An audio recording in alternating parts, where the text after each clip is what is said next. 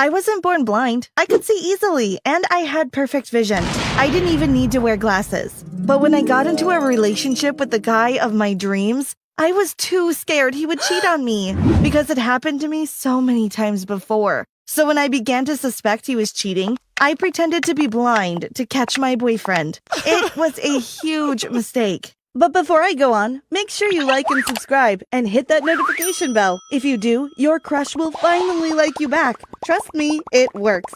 Let me start from the beginning. When I moved from my hometown to the big city, I had no experience in romance whatsoever.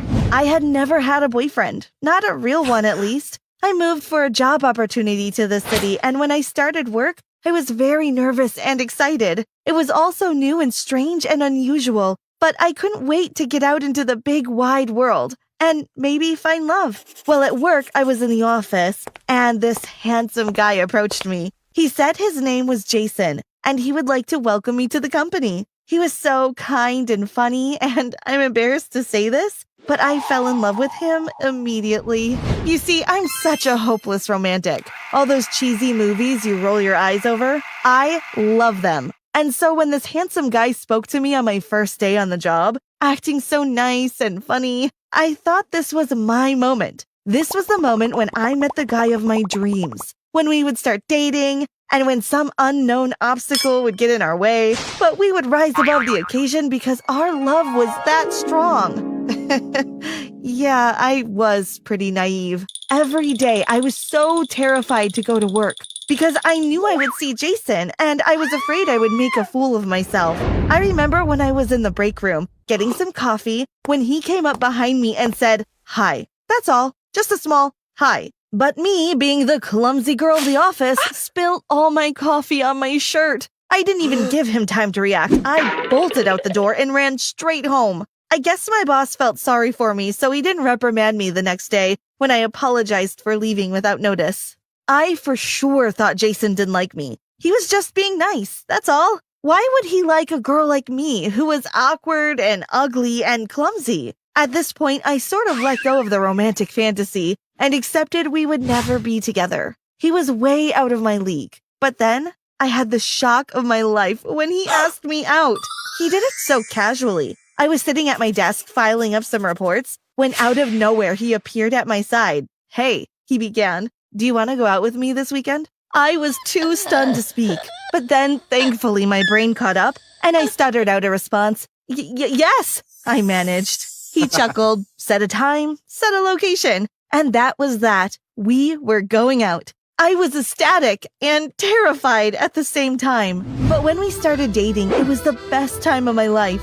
I felt so right with Jason. I just knew we were meant for each other. We would hang at the park, go ice skating, have lovely dinners. And I felt like the happiest girl in the world.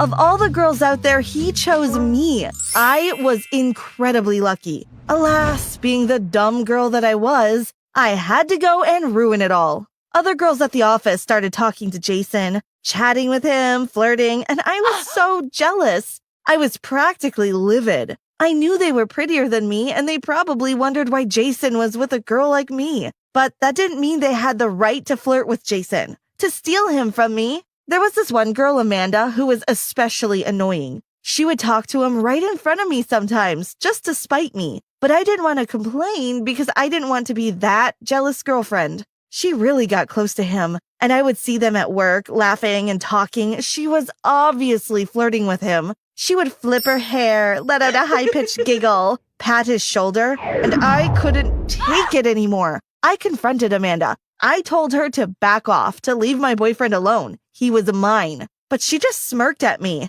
and told me, "Not for long," in that frustrating voice of hers. And I don't know what came over me. I just lost it.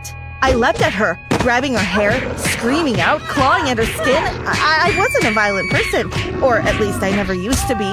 But at that moment, I really wanted to hurt Amanda. How could she do something like that? Couldn't she see I was infatuated with Jason? Could she just leave us alone? Jason heard us and came barging into the room. Amanda screamed at me for attacking her and looked in shock at the scratches on her arm. She called me crazy. I was just too mad to respond. Jason was immediately angry at me for attacking Amanda. "Why did you do it?" he snapped angrily. She needs to stay away from you, I yelled. Why do you have to be so jealous and distrusting? He said. Then Jason picked up Amanda and helped her, leaving me on the floor. I couldn't believe it. I thought I had lost him. I thought he had dumped me, then and there. But then he returned a few minutes later and picked me up. He asked me to trust him. He was loyal. He would never cheat on me. I was ashamed, but I still didn't trust Jason would stay loyal. Amanda was so pretty and charming, and me? I was just the office nerd. For a couple more months, Amanda seemed to stay away from Jason, surprisingly. I had a feeling Jason had asked her to do so, and I loved him even more for that, if that were possible. But then one day, Amanda came to work, and she had Jason's jacket. I would recognize it anywhere. She didn't even bother hiding it. She just carried it around, wearing it obviously to spite me. Then I was convinced they were cheating. Why else would she have his jacket? I had to find a way to catch them. If I just accused Jason, he could easily deny it, and I would look like a fool. If I caught them, then I would know for certain, and Jason would have to either make it up to me or stay with Amanda. That's when it hit me. The only way to be invisible is if everyone believes you are invisible. That is, if you can't see anyone else. I could be blind. It was crazy, I know, but I thought this was the only way. I was so steadfast in catching Amanda and Jason cheating that I didn't really take into consideration the pure ludicrousy of my decision. I was willing to become blind just to catch my boyfriend with another girl. And after that, well, I just assumed I would catch them. And once Jason realized all I had done, being blind, he would forgive me. He would realize the distances I would go to save our relationship. He would realize just how much I loved him. So with this set in mind, I embarked on the journey to blindness. I pretended my eyesight was deteriorating. I told Jason I couldn't see. He was so worried and said we should go to a doctor, but I told him no, it would be expensive. In reality, I knew doctors would be able to tell I was pretending, so that would be too risky. Jason trusted me, ironic, considering my treatment of him, and he supported me as my eyesight got worse and worse. Or at least, I pretended it got worse. I gradually pretended my eyesight was deteriorating until the point of blindness. I bought glasses suited for blind people, those dark shades, and I bought a support cane. I was dressed for the part. I had my acting skills on point too. I searched videos online of blind people, how they acted, how they walked, and I tried to mirror them. When I look back on it now, I'm shocked by how devoted I was to pretending to be blind, and how ridiculous it was that I had to resort to such a method to try and catch my boyfriend cheating. I even told my parents so it'd be more realistic, and Jason let everyone at work know too. I ended up losing my job. How could I file reports if I couldn't see? I lost so much from this act just to see if Jason was truly cheating. So far, I hadn't found an opportunity to catch Jason and Amanda. I wasn't at work, so I couldn't catch them there. Then I had the idea. We could host a party, and I would make sure to invite Amanda. We had a party at our house. All of our office friends came, and sure enough, Amanda was there. When we greeted them at the door, I thought I saw Amanda give Jason a meaningful look, then sneak a glance at me. She smiled sweetly at Jason. I continued to pretend I couldn't see, but I could feel my blood boiling with rage. Later that night, I noticed Amanda asked Jason to come upstairs. She looked at me. I was watching them, but because of my shaded glasses and lack of reaction, she assumed I hadn't realized. But I most certainly did. I followed after them, sneaking upstairs, pretending I was blind, but really, I could see perfectly. I walked into my bedroom where I thought I could hear them, and as I opened the door, I gasped, because there was Amanda kissing Jason. When Amanda saw me, she stopped kissing him, but then she remembered I was blind and relaxed. Jason was shocked at Amanda and immediately backed away from her. Then he saw me, and his eyes widened in alarm. He told Amanda to be quiet by raising a finger to his lips. That's when I revealed it. I confronted them, showed I wasn't blind. I took off my glasses dramatically, my eyes frozen in a glare, focused in pure hatred at Amanda. They were so surprised. At first, Jason seemed happy. I think he believed I was healed, but then realization hit and he looked so hurt. He was so angry too.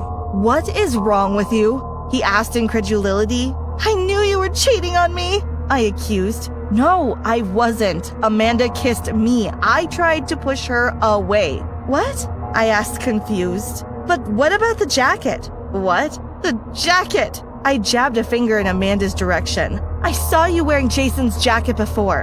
Amanda looked confused. I don't know about that. Maybe we just had the same jacket? I froze as shame coursed through my veins. So Jason wasn't cheating on me? I had done all of that. The months of blindness, the challenges that came with it for nothing? I realized how big a mistake I had made. The party ended. Jason sent everyone home, including Amanda, who seemed to find my act so hilarious. I could only stand there in paralyzed horror. Jason wouldn't speak to me. He looked so angry and shocked and confused. I didn't blame him. He was probably thinking, why would my girlfriend pretend to be blind? What kind of girl did something like that? And he was right. What kind of person was I? Why couldn't I have trusted him? But no, I had to go and ruin it all. I had to destroy the perfect thing we had shared together. You're probably wondering what happened next. Well, Jason and I are not together. Of course he wouldn't trust me. How could he trust me after what I did to him? How could I fake something like that? After the party, I apologized to him so many times that night, but he wouldn't take any of it. He remained silent until the next morning when he told me we had to break up. Honestly, I saw it coming. How else could he stay with me? If we remained a couple, we would have no trust. And that's no way to have a relationship. Looking back, if I didn't trust him, I should have ended the relationship. I moved out the next morning and returned to my parents. I don't even want to think about the looks on their faces when I told them what happened. It was so degrading. I really learned my lesson. How could I accuse my boyfriend of cheating if I had cheated him by faking my blindness?